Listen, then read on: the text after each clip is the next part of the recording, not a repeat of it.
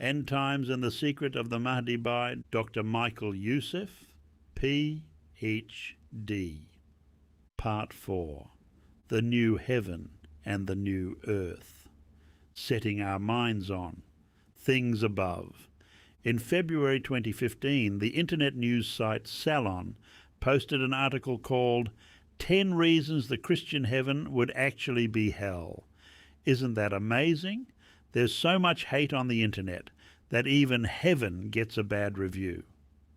The closer you look, said the author, the more the Bible's version of paradise seems like another version of eternal torture.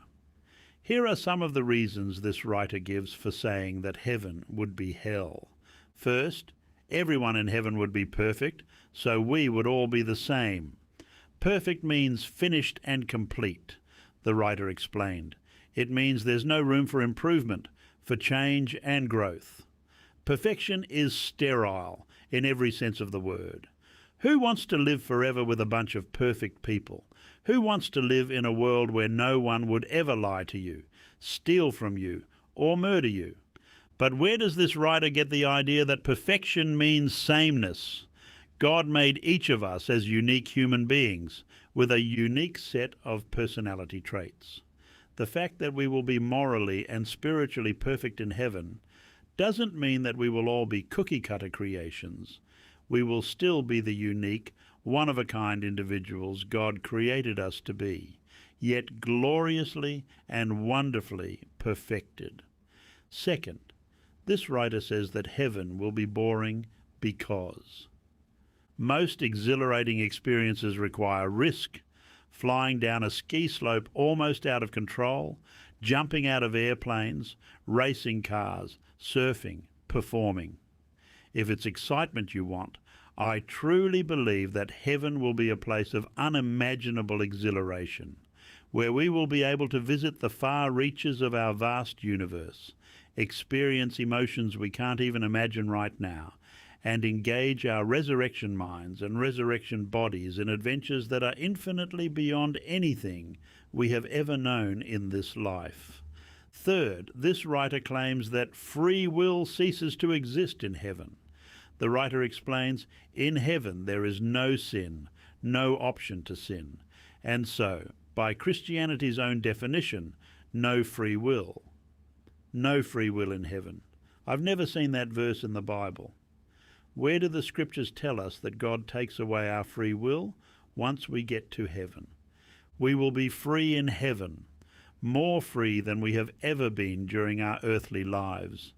But in heaven, we will have our resurrection minds and resurrection bodies, and we will understand all things so clearly and completely that it would make no rational sense to choose sin instead of choosing God.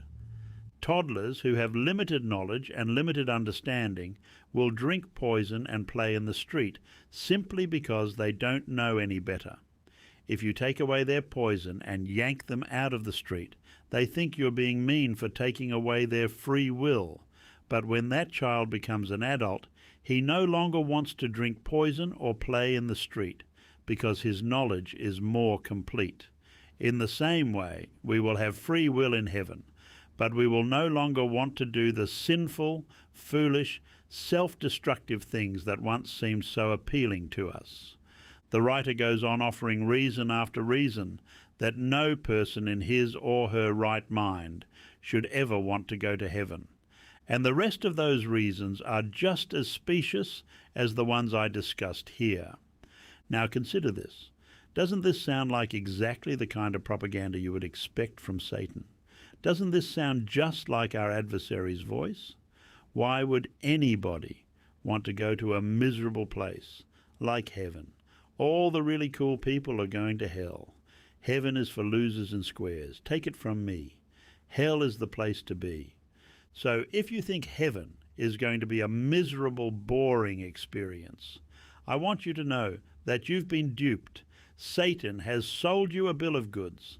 It's time you learned what the Bible really teaches about heaven. Randy Alcorn, founder of Eternal Perspective Ministries, recalls a conversation he had with a pastor. This pastor told him, "Whenever I think about heaven, It makes me depressed. I'd rather just cease to exist when I die." Alcorn was shocked. "Why?" "I can't stand the thought of that endless tedium," the pastor said. "To float around in the clouds with nothing to do but strum a harp. It's all so terribly boring. Heaven doesn't sound much better than hell. I'd rather be annihilated than spend eternity in a place like that."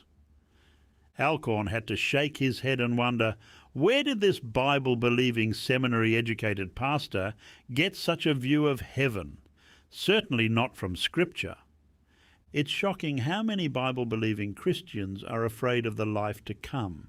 If you are concerned about being bored in heaven, then I have good news. You are about to discover how exciting and wonderful heaven will be.